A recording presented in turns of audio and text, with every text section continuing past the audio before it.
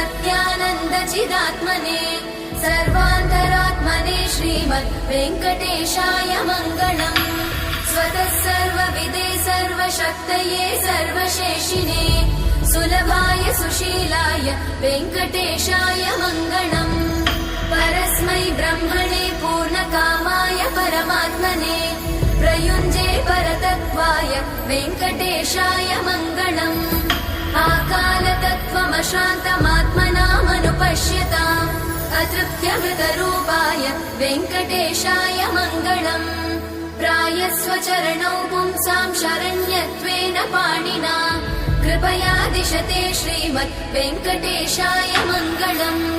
दयामृततरङ्गिण्यास्तरङ्गैरिव शीतलै अपाङ्गैः सिञ्चते विश्वं वेङ्कटेशाय मङ्गलम्।